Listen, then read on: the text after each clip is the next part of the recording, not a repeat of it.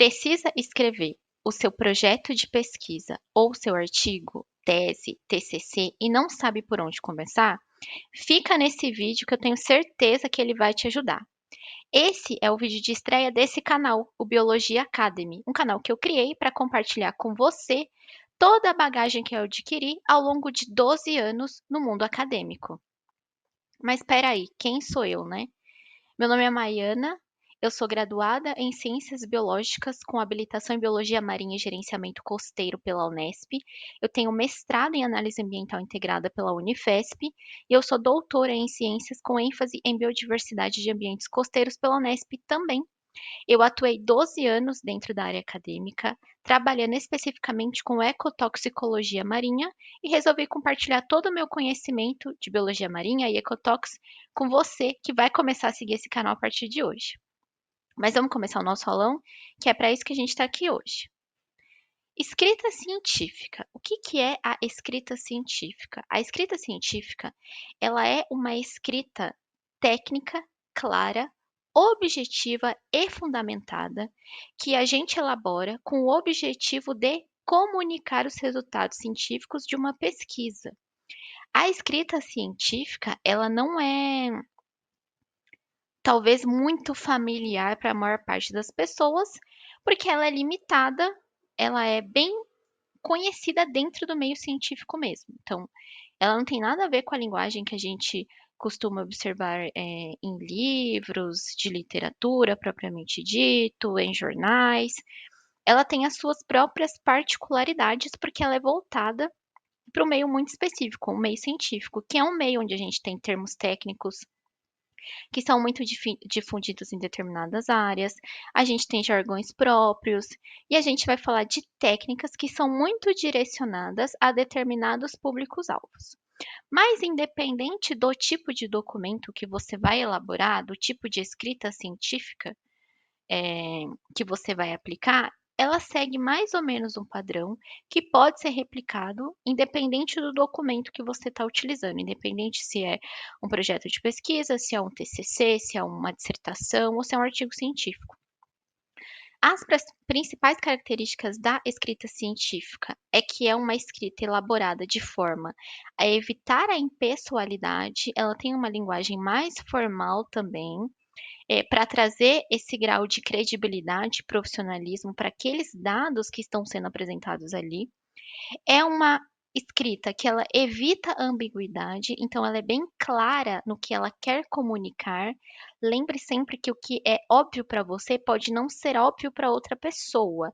E se você está elaborando um documento para comunicar os resultados da sua pesquisa, é importante que esses resultados eles sejam compreensíveis para quem vai ler. Então, por isso que a gente tem que ter essa clareza quando vai elaborar esse documento científico. É uma linguagem, é uma escrita que ela tem alta precisão, então ela utiliza termos técnicos, que são característicos de determinada área do conhecimento no meio científico. Ela tem uma estrutura lógica, então ela é dividida em seções que podem conter introdução, metodologia, objetivo, resultados de discussão e conclusão. E ela é fundamentada porque ela é escrita através de referências bibliográficas. Tudo que você vai comunicar em ciência, ele tem que ter um embasamento, ele tem que ser validado de alguma forma. E como que a gente pode validar as informações que a gente apresenta, os resultados que a gente apresenta? Através da literatura científica, a literatura que vai embasar, que vai confirmar aquilo que você está tentando comunicar através do seu texto científico.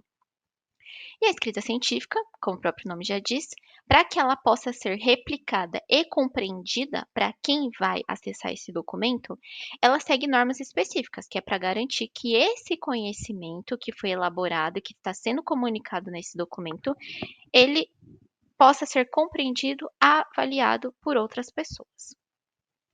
Se a gente está falando que a escrita científica, ela está comunicando resultados de uma determinada pesquisa, esses resultados, eles surgiram como? Eles foram obtidos de que forma? Todo projeto de pesquisa, ele pretende responder uma pergunta, né? Assim como um artigo que está sendo publicado, ele está respondendo uma pergunta.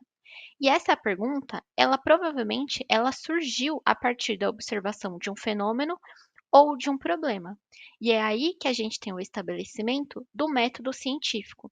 Escrita científica visa comunicar o que foi feito no método científico. Então, diante de um problema ou de um fenômeno que você observou e que necessita de um esclarecimento, de uma explicação, o que que a gente vai fazer enquanto cientistas? A gente vai elaborar hipóteses que expliquem aquele problema, aquele fenômeno. E para validar essas hipóteses, o que a gente faz? A gente faz experimentos. Conforme os experimentos são realizados, a gente vai validando ou invalidando as nossas hipóteses através dos resultados que a gente obtém. E com base nos resultados obtidos, a gente realiza diversos tipos de análise, que podem envolver análises estatísticas, por exemplo, que vão nos dar direcionamento para discutir esses resultados com base na literatura científica já disponível, e a gente vai poder concluir, a partir de todas aquelas etapas que foram realizadas, o que aquele trabalho, o que aquele projeto, ele resultou de conhecimento. Então, falando em método científico, é essa sequência lógica que a gente usa para investigar fenômenos e adquirir novos conhecimentos. E sem um método científico, não há rigor na pesquisa. Se eu não tenho rigor na pesquisa, como que eu vou comunicar de forma clara, objetiva e fundamentada aqueles resultados que eu obtive? E aí que entra a escrita científica. A gente tem que lembrar que quando a gente está falando de método científico, existem dois tipos de pesquisa que a gente pode realizar.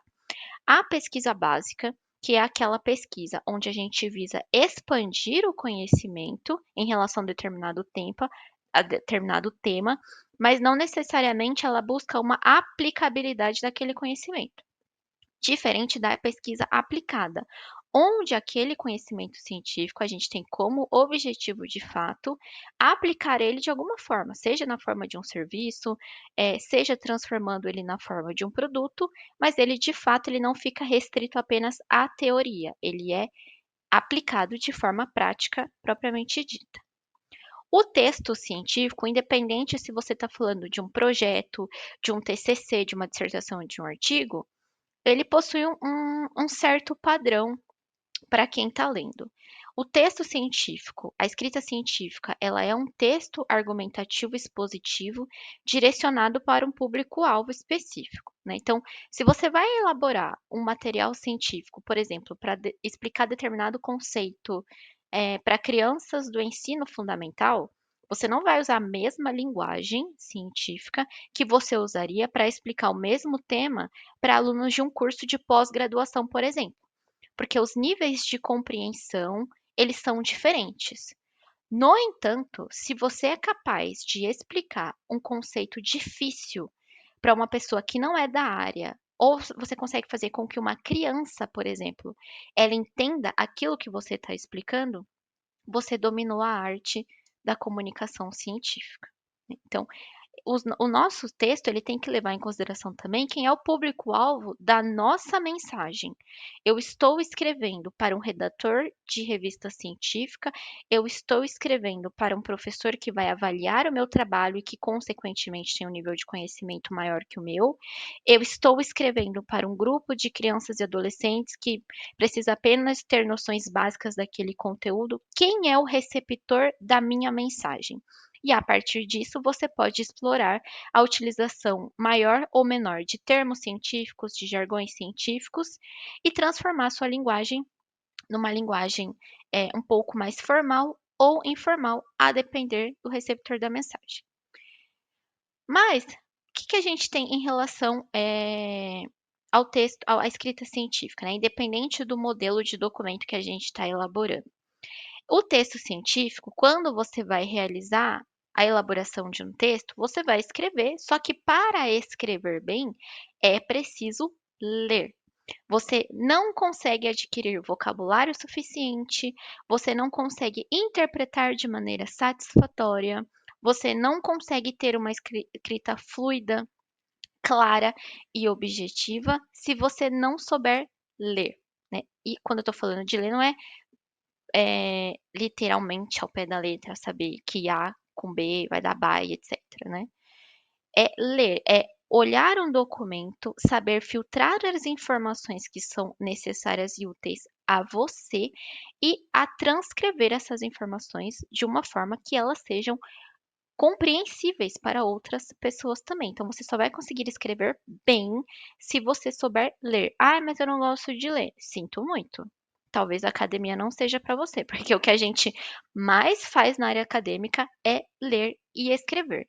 E quem é da área acadêmica está muito acostumado com os textos científicos e sabe que são textos que são muito densos, que possuem às vezes uma linguagem técnica muito técnica propriamente dita, às vezes até a gente que é da área fica confuso com algumas expressões e a forma como estão sendo explicadas, mas isso também vem da forma que aquela mensagem ela foi transcrita por aquele redator.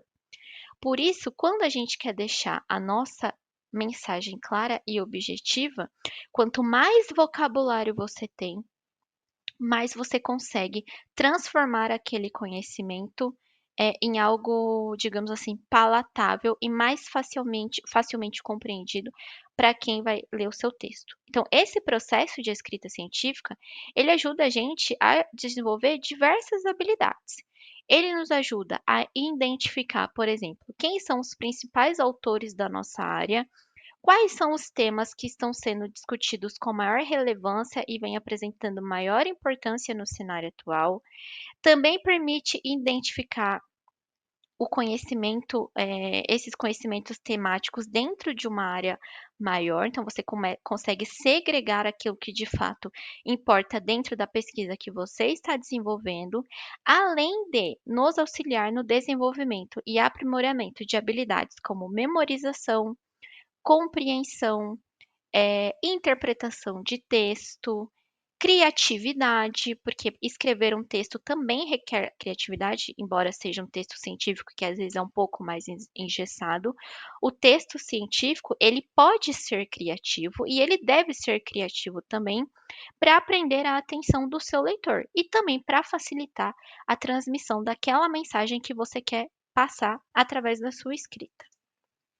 Existem algumas técnicas de leitura que podem te auxiliar ao longo desse processo de coleta de informações. Se você está escrevendo um projeto ou um artigo científico, por exemplo, a pesquisa bibliográfica, ela faz parte da sua rotina. Então você tem lá dezenas de artigos científicos que você baixou, mas não consegue ler porque eles são muito densos, porque a linguagem é meio difícil, ou seja, porque você não sabe exatamente como ler um artigo científico, fica no canal que vai ter vídeo ensinando a fazer isso também, como ler um artigo de forma inteligente e eficaz. Mas independente disso, né, quando você vai ler, os seus olhos, eles são atraídos por alguns fatores em específicos.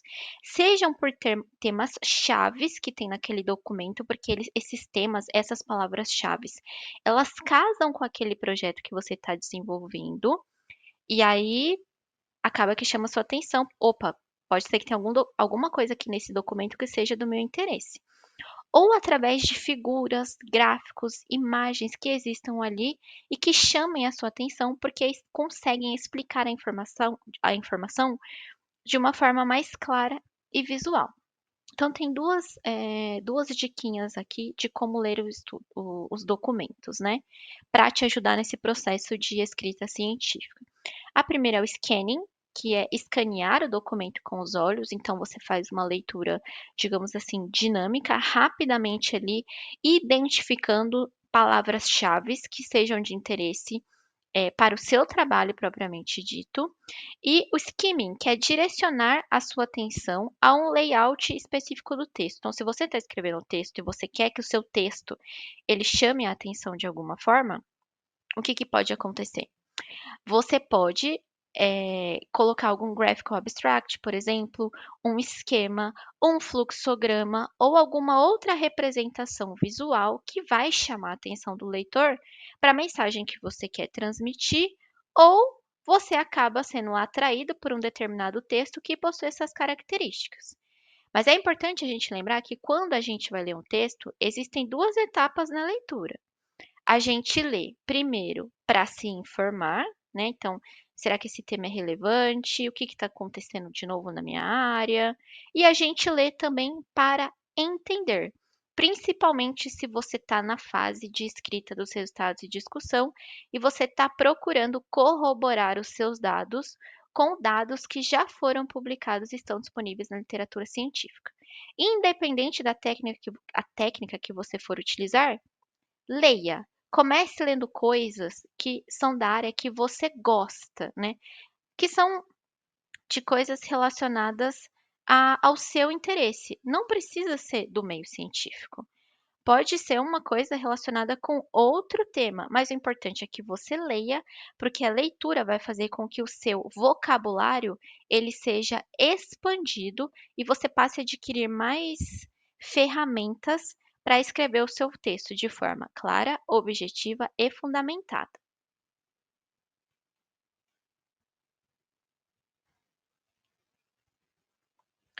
E em relação à escrita, né? A gente tem algumas técnicas de escrita que são replicáveis em todos os documentos científicos que você está escrevendo, seja um projeto ou um artigo, por exemplo, né? O texto científico, então, a gente viu que ele tem uma estrutura lógica, ele tem lá a introdução, metodologia, ele tem a conclusão, os resultados e discussão, e ele tem uma estrutura bem definida. Quando você vai escrever um texto científico, lembrando, você está comunicando os resultados da sua pesquisa ou os resultados que você pretende obter com a sua pesquisa.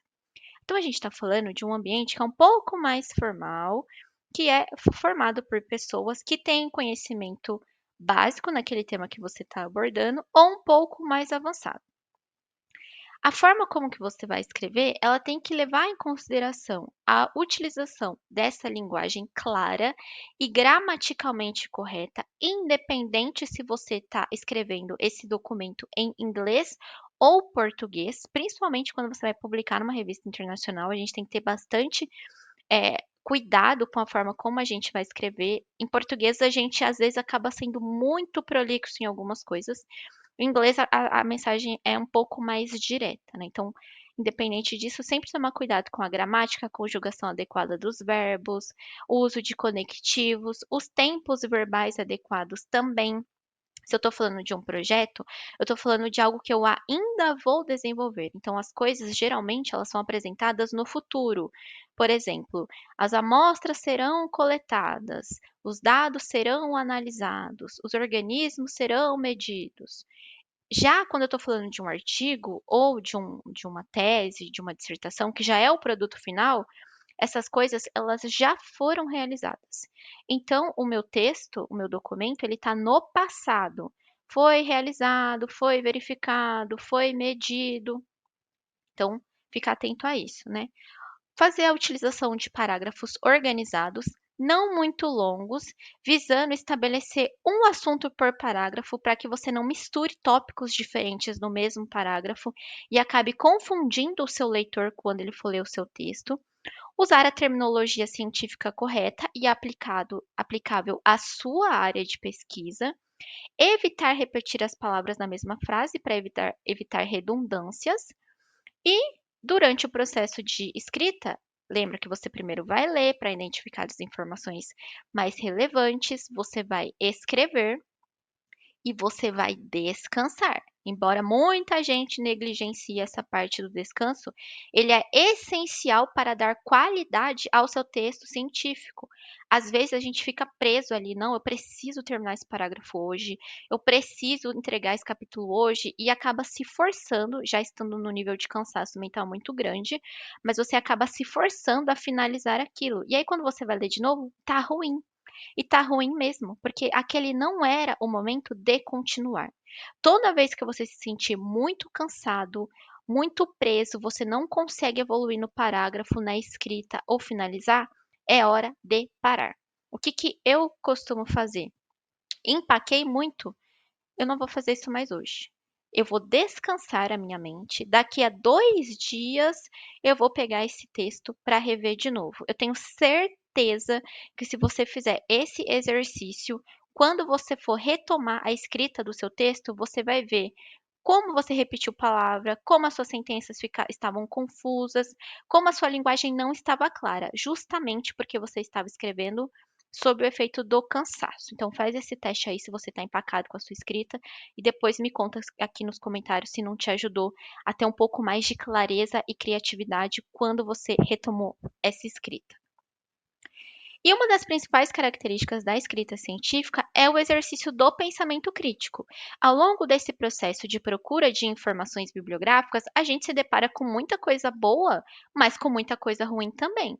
Não é porque está publicado que é bom, né? A gente, de repente, as pessoas, depois da pandemia, ai, porque está publicado, é porque está na internet. Gente, não. Existem sim revistas científicas que são boas e tem outras que são ruins. Só que esse exercício que a gente faz ao longo da escrita científica, ela nos ajuda a desenvolver maturidade científica. Você passa a entender quais são os conceitos que uma boa revista ela tem para ela ser publicável, né, para que os artigos sejam publicáveis. Você consegue aprender a distinguir informações eh, que são de fato embasadas cientificamente, daquelas que parecem apenas encheção de linguiça, por exemplo. Então não é porque uma coisa está publicada que ela é boa e vai servir para você. E a gente consegue adquirir, a gente adquire essa maturidade científica, esse olhar mais crítico em relação às informações. E você aprende a separar o que de fato é bom e aplicável daquilo que não tem relevância dentro do contexto que você está trabalhando na sua pesquisa.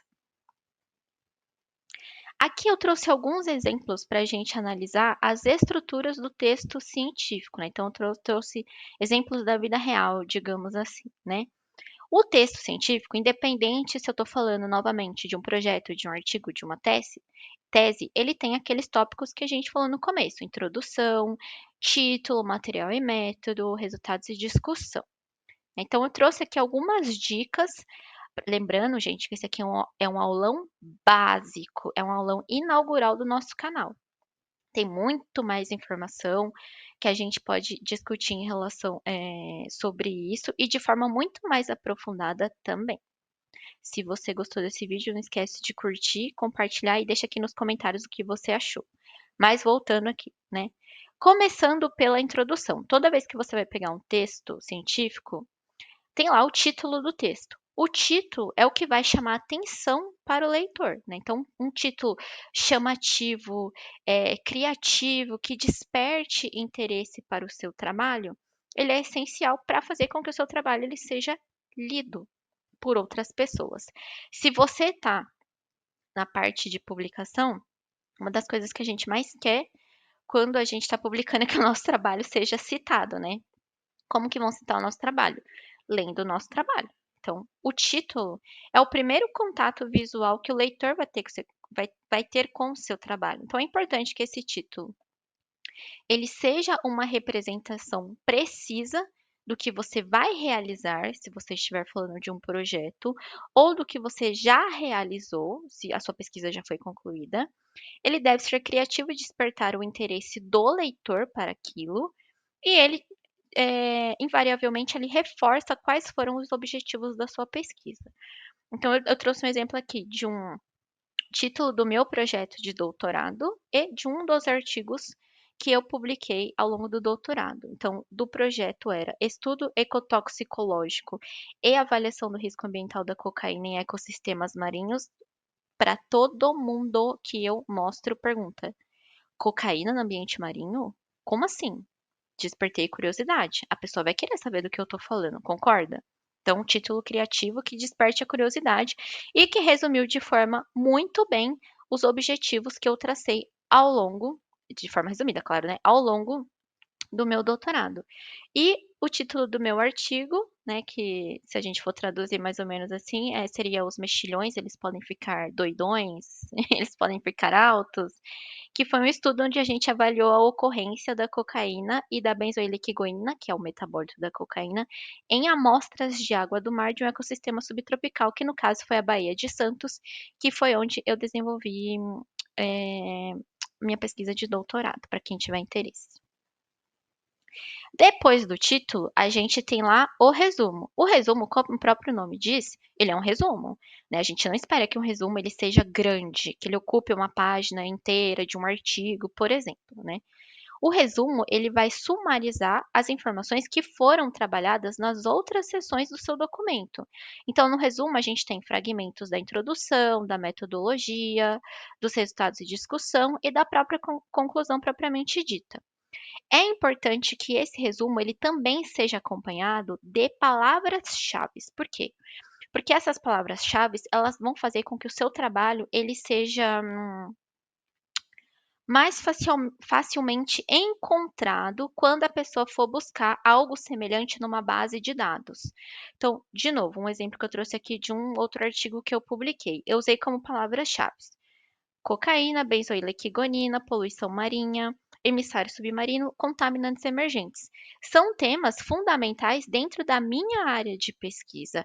E existem outras pessoas pesquisando sobre isso também. Então, dessas palavras que elas coloquem numa base de dados, o meu trabalho vai aparecer na lista de trabalhos ali também. O que aumenta as chances do meu trabalho ele ser identificado, ele ser lido e, futuramente, quem sabe, ele ser citado também por outro pesquisador. Eu destaquei aqui para vocês em coloração para vocês verem que esse resumo, ele retoma fragmentos da introdução, da metodologia, dos resultados e da conclusão. Então, o resumo ideal, ele funciona dessa forma. Ele consegue, de forma muito clara e objetiva, explicar o que foi feito ali.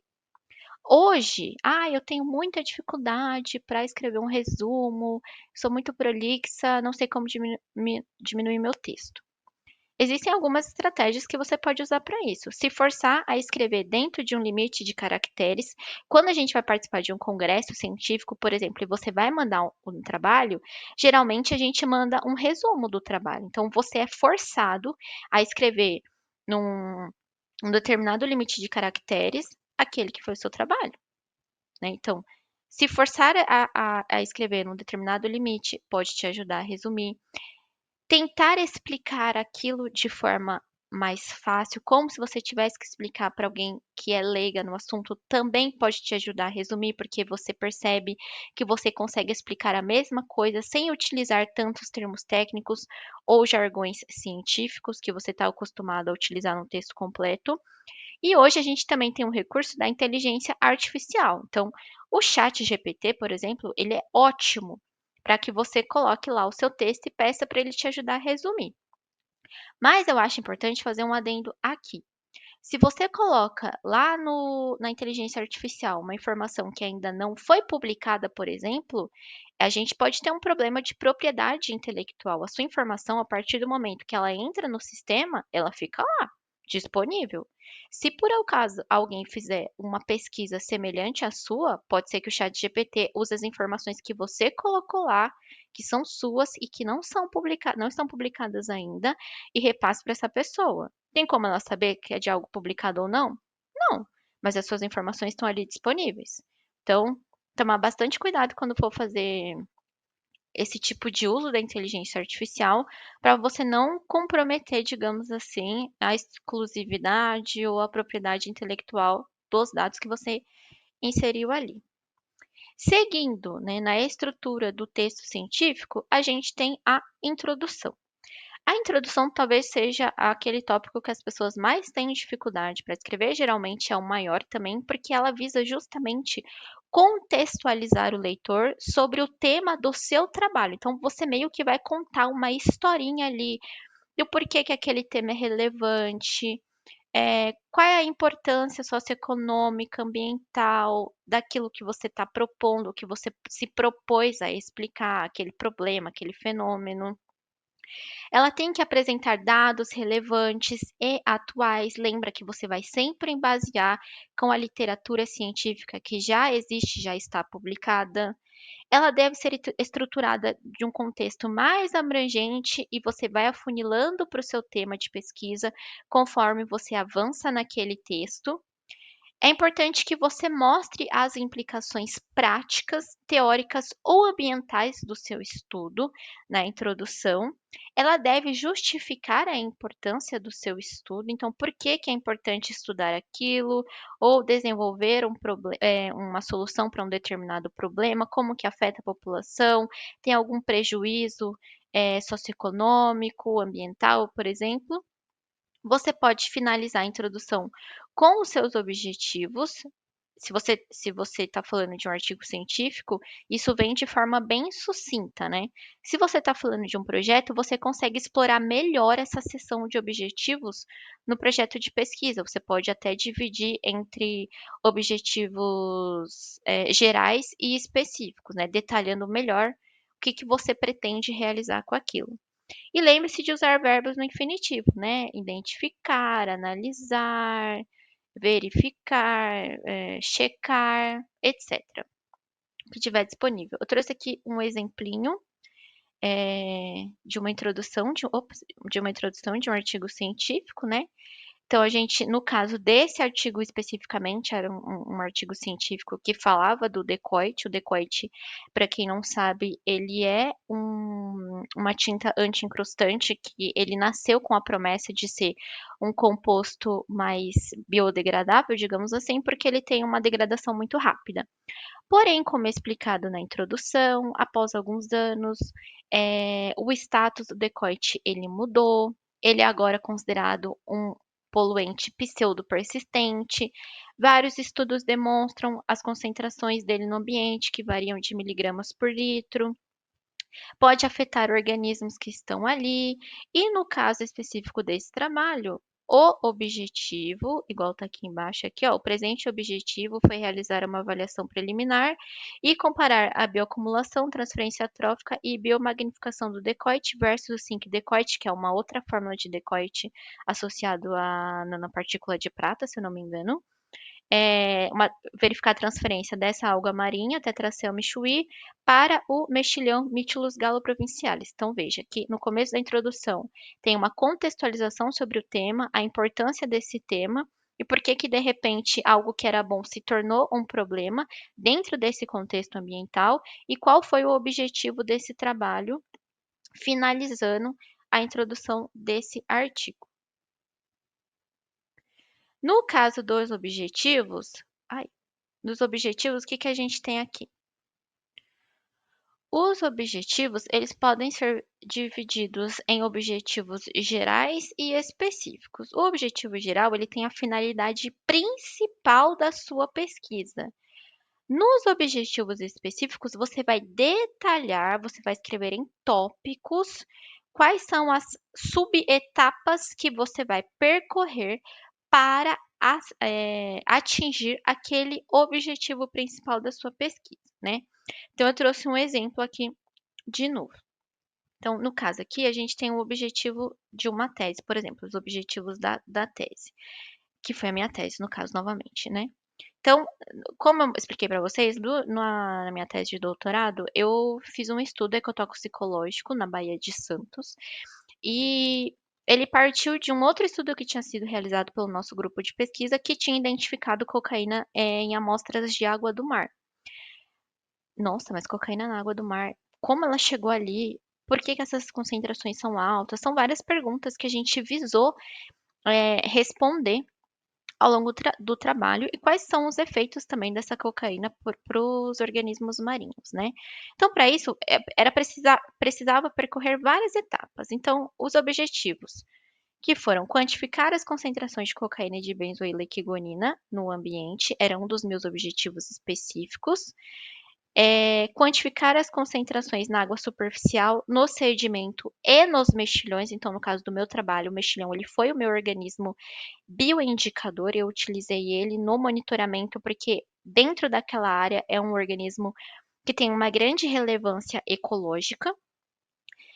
Determinei o fator de bioacumulação, né, que esses organismos eles estão ali, eles são filtradores, eles estão acumulando o contaminante que está dissolvido ali na água, elucidar os padrões de biotransformação, de metabolização, de conjugação da cocaína, uma vez que ela é assimilada por esses organismos, pelos mexilhões, avaliar os efeitos subletais relacionados a estresse oxidativo, genotoxicidade, quais são as implicações, os efeitos nos neurotransmissores, porque em humanos a gente sabe que a cocaína interfere diretamente em receptores de serotonina e dopamina. Mas como que isso funciona nos mexilhões, por exemplo?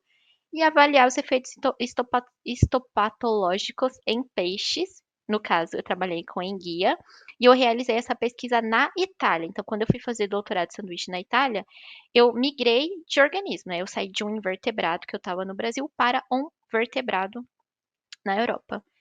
E aí, tudo isso foi feito para compor um grande estudo ecotoxicológico e avaliação do risco ambiental da cocaína em ecossistemas marinhos. Bem legal, né, gente? Falando do material e método, né? O que que tem o material e método no seu texto? O material e método, ele vai explicar como, com, o que e quando, né? Como você vai fazer tal, como você vai coletar os mexilhões? Ah, eu vou coletá-los com uma rede, e vou transportá-los ao laboratório dentro de uma caixa térmica com aeração constante e água a temperatura X. Com o quê? Quando? Ah, se eu quero avaliar a reprodução, eu tenho que escolher uma época reprodutiva. Então, eu vou ter que fazer essa coleta entre primavera e verão, por exemplo. Então, no material e método, o material e método é aquela seção do documento que você vai explicar o que você utilizou, quais são os materiais, qual foi a sua área de estudo, que tipo de coleta você fez, se foi coleta de água, se foi coleta de sedimentos, se foi coleta de organismos, como você fez essas coletas, como você armazenou as amostras, como você trabalhou as amostras, como você retirou os tecidos dos organismos, se você avaliou histologia, por exemplo, quais os equipamentos que você utilizou para filtrar, para produzir as concentrações testes do seu experimento, qual foi o equipamento que você utilizou para centrifugar, que você utilizou para homogeneizar, quais os reagentes você utilizou, qual foi a quantidade, qual foi a proporção de contaminante para a água do aquário, por exemplo, se você utilizou um, quais os testes estatísticos que você realizou e por quê. Então, material e método é como se fosse a receita de bolo. Se você se baseou em algum protocolo que já existe, você tem que mencionar esse protocolo ali também. Se você adaptou um protocolo que já existe, você tem que mencionar a adaptação que você fez também. Então, material e método, na verdade, é a parte mais fácil de escrever, porque basicamente é uma receita de bolo. Vou coletar o animal. Se você está falando de um projeto, né? Você está falando de algo que você vai fazer. Os animais serão coletados por meio de mergulho livre até uma profundidade X utilizando equipamento Y. Se você já fez, né? Está falando de um artigo, o verbo ele vai ser no passado.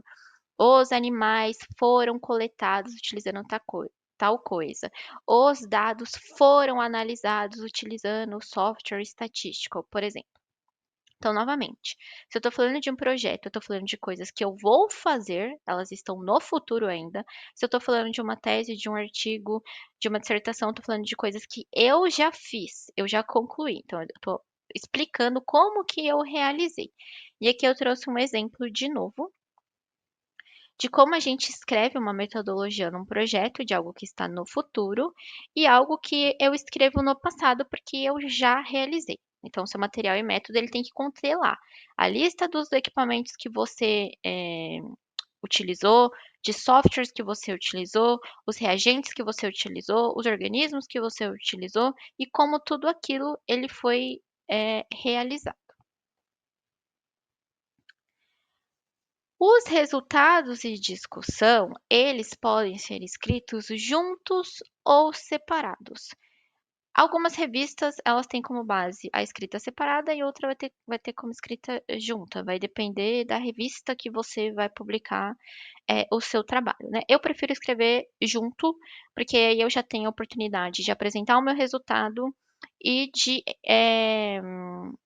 puxar uma referência bibliográfica, um trabalho que confirme aquele dado que eu obtive também. Eu já tenho como justificar na sequência, validar o dado, na verdade, que eu obtive na sequência, porque eu já consigo fazer essa referência junto.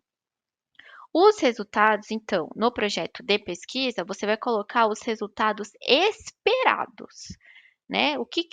Como que o seu trabalho ele pode ajudar a responder uma pergunta, o que que você pretende obter com aquele conhecimento que vai ser produzido. No artigo, dissertação e etc., são os resultados obtidos, os resultados gerados, né? O que você obteve, que pode ser igual aos resultados esperados ou não. De repente, você tem uma grande surpresa ali no desenvolvimento do seu projeto e você viu que, na verdade, você tinha uma ideia que na prática se mostrou completamente diferente. E você também tem que discutir aquilo de forma cientificamente embasada. Toda vez, gente, que você está falando de um texto científico, ele tem que ter um embasamento científico. Não tem como fugir de realizar uma pesquisa bibliográfica aprofundada e de qualidade, para validar as informações que você está escrevendo também, que você quer transmitir, para que a sua mensagem científica ela seja validada também, não tem como fugir disso, né? Então eu trouxe aqui um outro exemplo de resultados de discussão também, né? Então, de novo, da minha tese. Eu sou muito fã da minha tese, gente, então é por isso, tá? Porque deu muito trabalho para fazer isso na pandemia, na Itália, com lockdown também, mas isso é outra história para outro vídeo. Aí eu coloquei aqui, né, no caso, eu fiz esses resultados, essa sessão de resultados e discussão juntas, e eu já consigo apresentar o meu resultado e puxar, né, corroborar esse resultado com o resultado de um artigo que já está publicado, com algo que já está validado dentro da literatura científica. Eu, particularmente, prefiro fazer dessa forma, mas, novamente, às vezes vai depender de como a revista ela pede que isso seja trabalhado, né. Mas é importante sempre você lembrar que o resultado você vai colocar lá. Se você fez uma análise estatística, você vai ter que colocar a relevância estatística dos seus dados, né, o valor do seu P, você pode apresentar esses resultados em formato de tabela, em formato de figura, em formato de gráfico, e aí existem vários tipos de gráfico que você pode utilizar, de pizza, de barra, de linha, de distribuição. Mas o importante é que você não repita no texto a informação que já está clara e óbvia no gráfico. Evite ser redundante, sabe? Você fazer uma citação ou outra não tem problema, porque até ajuda a localizar o seu leitor. Se você tem um gráfico que tem muitas letras, asteriscos e símbolos demonstrando variância estatística entre aqueles achados ali, é legal você colocar uma legenda.